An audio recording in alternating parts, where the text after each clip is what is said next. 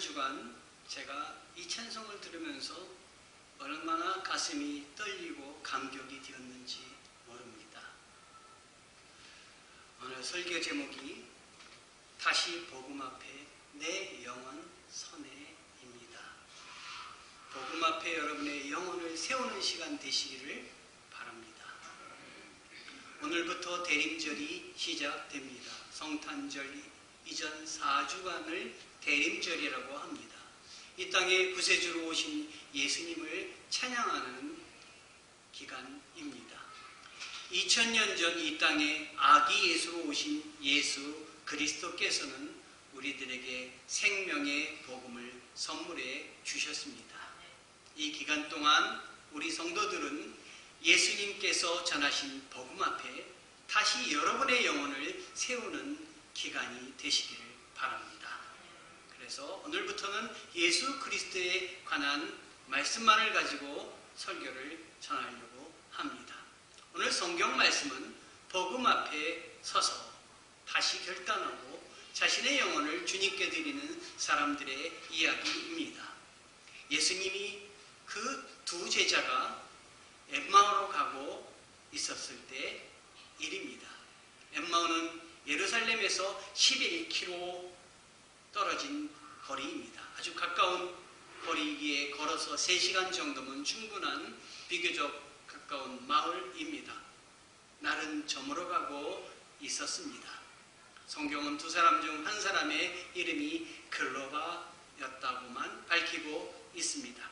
끝내 같이 동행한 사람의 이름은 전하고 있지 않습니다. 두 사람은 엠마오로 걸어가면서 최근에 예루살렘에서 벌어진 일들을 이야기하고 있었습니다. 예수님께서 십자가에 달리시고 장사한 이후로 시간이 그렇게 많이 흐르지 않았습니다. 예수님의 무덤이 비어있다는 것을 발견한 바로 그날 새벽에 무덤에 갔던 여자들이 전한 말씀을 들었습니다. 무덤을 찾았던 여인들은 무덤이 비어있는 모습과 함께 살아 계신 분을 왜 죽은 사람들 사이에서 찾고 있느냐? 그분은 여기 계시지 않고 살아나셨다. 예수께서 갈릴리에 계실 때 하신 말씀을 기억해 보라는 놀라운 소식을 다시 들었습니다. 천사는 인자가 마땅히 죄인의 손에 넘겨져 십자가에 못 박히고 3일째 되는 날 다시 살아나야 한다고 하시지 않았느냐 하는 말씀도 했습니다. 예수 그리스도께서는 천사들을 통해 빈 무덤 앞에 서 있는 여인들에게 다시 복음 앞에 그들의 영혼의 갈급함을 드러나게 하시고 복음의 사람이 되도록 영혼을 세워 주셨습니다. 여인들이 전에 예수 그리스도께 부활에 대해서 들었지만 무슨 뜻인지 모르고 지나쳤던 복음을 이렇게 빈 무덤 앞에서 확인하며 예수 그리스도가 메시아라고 고백을 했습니다. 우리가 하나님을 알기 전부터 우리를 자녀로 부르신 하나님께서는 우리를 다시 복음 앞에 세우셔서 우리의 영혼으로 복음 앞에 예배자로 살기를 원하십니다. 누가복음은 이 여인들의 이름을 전하고 있는데 막달라 마리아, 요한나, 야고보의 어머니 마리아, 다른 몇몇 여인이었다고 말을 합니다.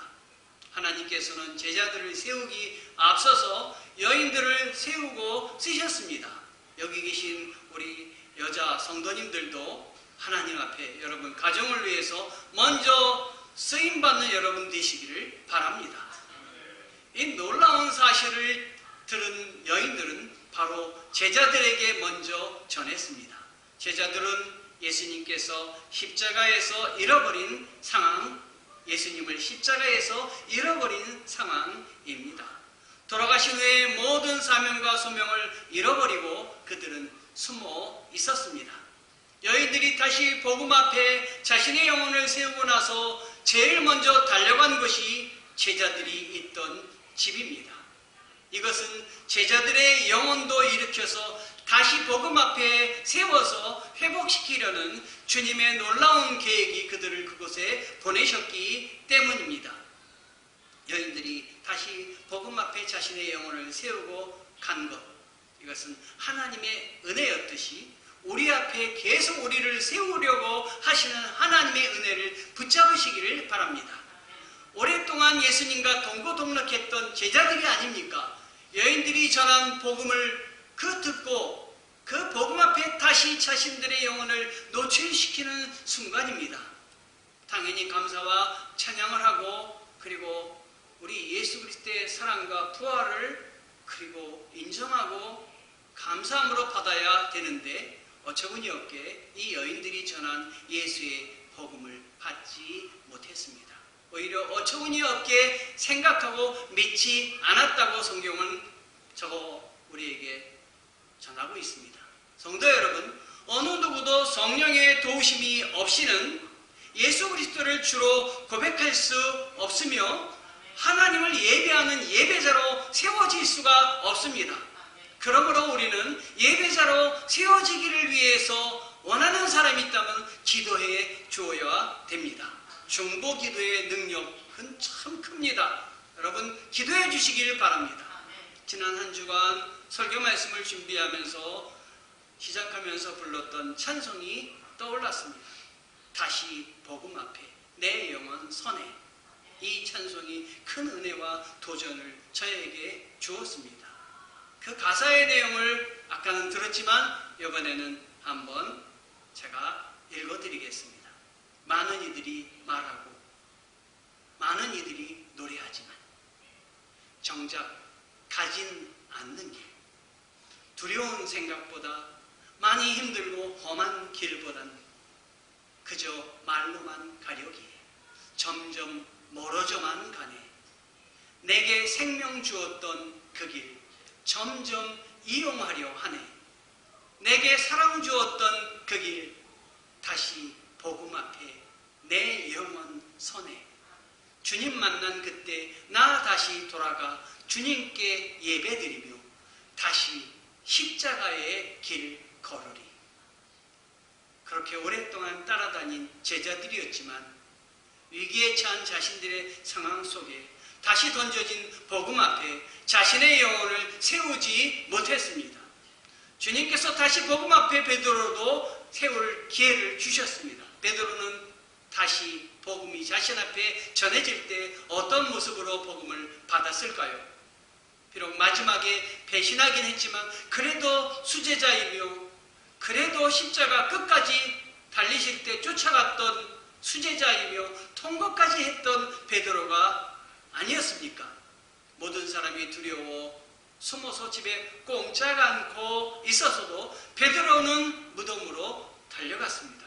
역시 수제자답습니다.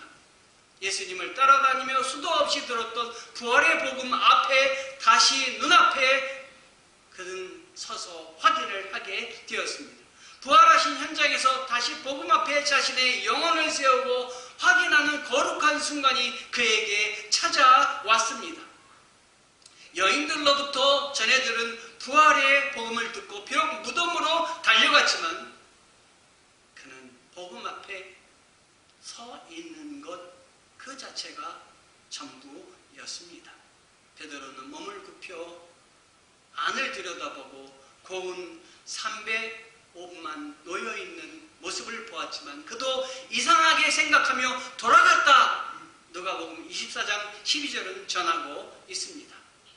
우리 주님께서 다시 복음 앞에 우리를 세우며 결단을 기회를 주시지만 베드로처럼 주님 앞에 자신의 영혼을 세우지 못하는 우리가 되지 않기를 원합니다.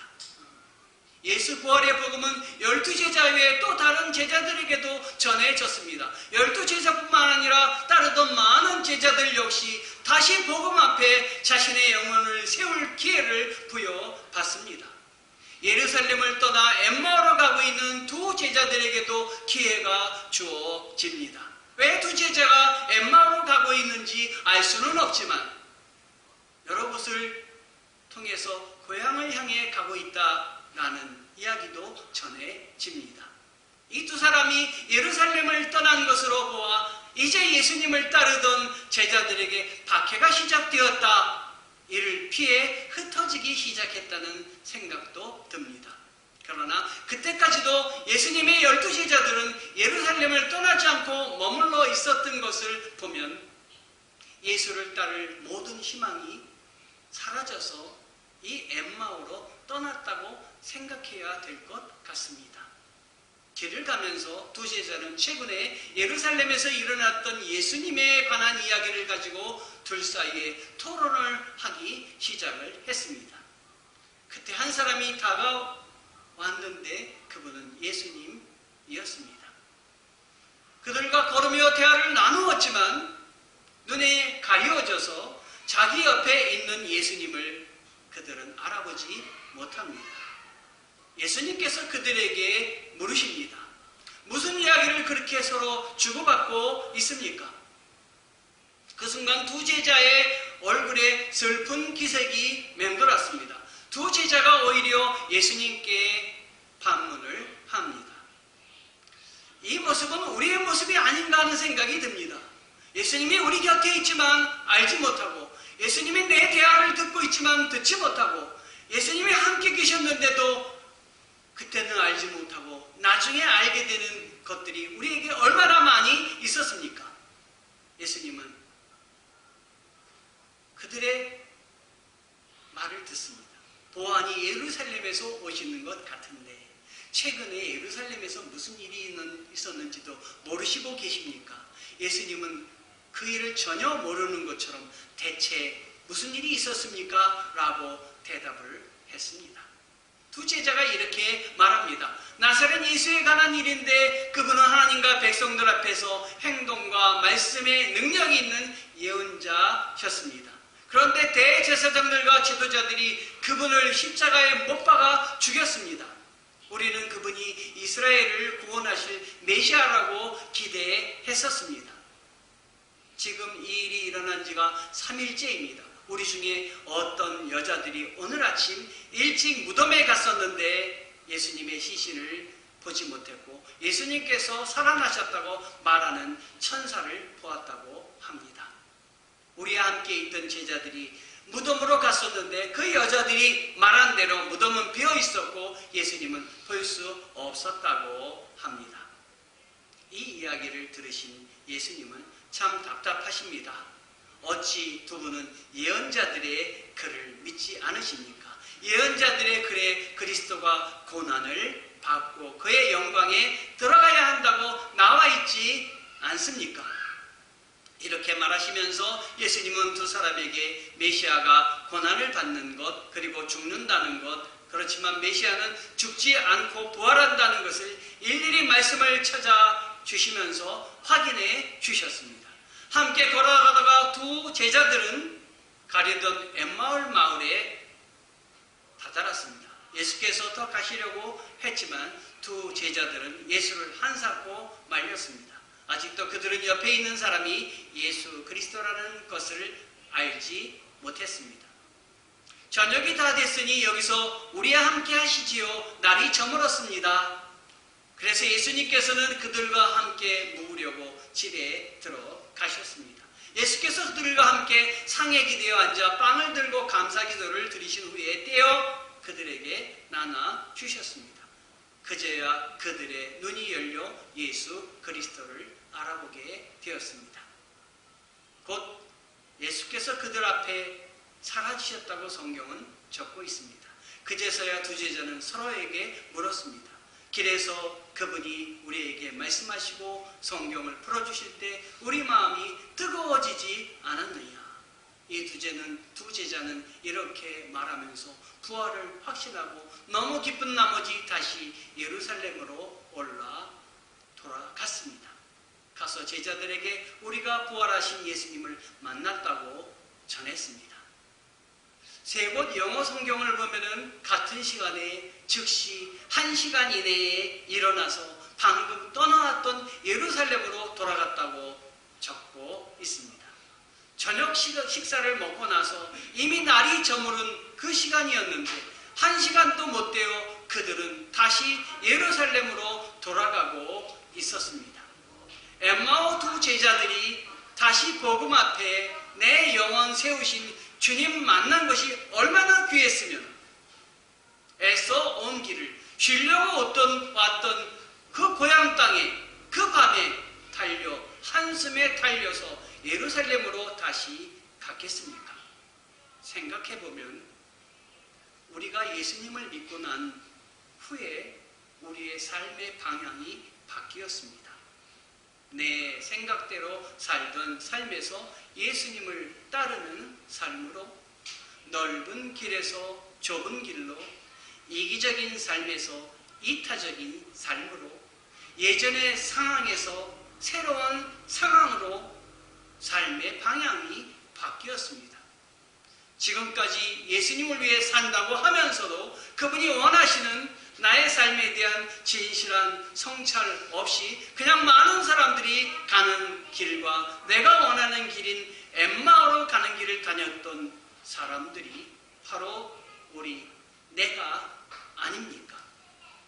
지금 예수님께서 엠마오로 가는 두 제자를 다시 복음 앞에 세우고 예루살렘으로 그들의 삶의 방향을 다시 바꾸신 것처럼 오늘 지금 여러분들을 다시 복음의 앞에, 주의 복음 앞에 주님은 세우십니다.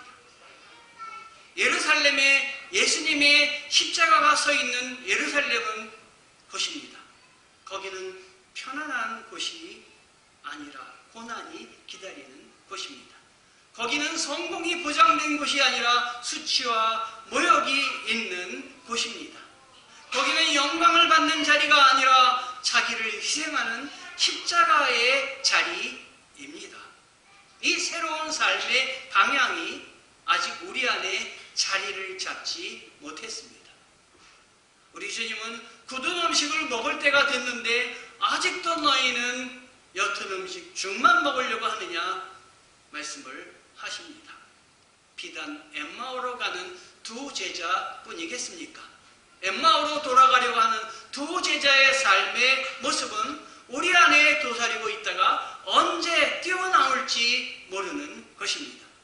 자신의 내면에 예수님을 상실한 영혼의 불이 꺼진 인생은 예수님께 두고 있던 희망이 꺾였기에 이제는 더 이상 예루살렘에 머물러 있을 필요가 없다고 생각합니다.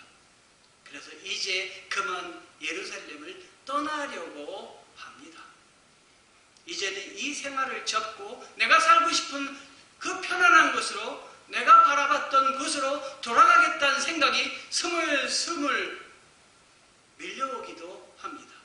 위험한 곳을 피해서 안전한 곳으로, 의지할 곳 없는 떠돌이 생활을 청산하고 내가 그리던 곳 엠마오로 돌아가자고 하는 생각이 나를 정신없이 붙잡기도 합니다. 이스라엘 백성이 가나안 땅으로 들어오기 전에 광야에서 어려움과 힘든 일에 연속이 되자 애굽을 그리워하며 그곳으로 돌아가고자 합니다. 고깃가마를 생각을 합니다. 그러나 그곳으로 돌아가는 길은 평화의 길이 아니라 종의 길이며 노예의 길입니다. 우리 하나님 우리를 노예로 부르지 않으시고 자유인으로 부르셨으며 자녀로 부르셨습니다. 엠마오로 돌아가려는 마음은 예수를 따르는 사람에게도 예외가 아닙니다. 합리적이고 아름다운 모습으로 유혹하며 우리들에게 다가옵니다. 그러나 바로 이때 엠마오로 가는 두 제자에게 그랬듯이 부활하신 예수님께서 그 옆에 오셔서 그의 가는 길을 방향을 수정해 주시고 가로막으십니다. 아니야, 너희들이 있어야 할 곳은 엠마오가 아니야. 너희가 떠나온 예루살렘 영문밖이야. 골고다 언덕이며 내가 십자가에 못 박힌 곳 거기야. 내가 고난과 수치를 당한 곳 바로 그 자리가 너희 성도들이 있어야 할 자리야. 이렇게 말씀하시면서 다시 복음 앞에 우리 영혼을 지금 세우고 계십니다. 주님은 엠마오로 향하던 두 제자의 삶의 방향을 예루살렘 십자가로 다시 돌려놓으셨습니다. 어떻게 이런 일이 가능하게 되었습니까? 두 제자는 그 이유가 무엇인지 분명히 알았습니다. 누가복음 24장 32절에 길에서 그분이 우리에게 말씀하시고 성경을 풀어주실 때 우리 마음이 뜨거워지지 않았느냐. 두 제자가 예수님과 대화할 때 그들의 마음이 뜨거워짐으로써 영혼 회복이 가능하게 된 것입니다. 우리 영혼 회복이 되려면 내 곁에 계신 주님을 붙들어야 됩니다. 제자로 따라다니면서 가장 중요한 복음에 눈 감고 생활했던 삶에서 일어나 예수 그리스도께서 그리스도가 되어 고난을 받았음을, 부활하시게 정해졌음을, 무덤이 비었다고 전한 여자들의 말이 사실이었음을 그들은 믿게 되었습니다. 이제 엠마오에 있던 두 제자는 자신들이 가야 할 곳이 어딘지, 자신들이 누구인지 분명히 알게 되었습니다. 예수님을 따르는 사람은 예수님께서 기뻐하는 곳에 있어야 합니다. 예수님은 엠마오에 계시지 않고 예루살렘 십자가 위에 계십니다. 거바디스 도민이 도망가는 베드로에게 예수님이 오셔서 내가 가려고 하지 않으니까 내가 다시 돌아가서 십자가를 져야 되겠다 말씀하시는 그 음성을 듣고 베드로는 돌아서서 십자가를 집니다. 우리 속에 끊임없이 엠마오로 돌아가려고 하는 마음이 있습니다. 엠마오가 우리의 꿈과 성공과 출세를 보장해주는 자리, 그 자리가 우리가 있어야 할 자리라고 생각을 합니다. 결코 쉬운 일은 아니지만 우리가 이 말씀에 응답하여 다시 복음 앞에 내 영혼을 세울 때 우리는 참된 그리스도의 제자로 살게 될 것입니다.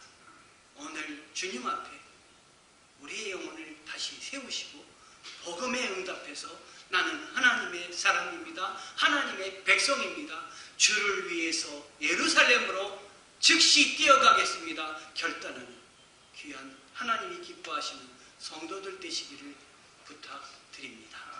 기도하시겠습니다.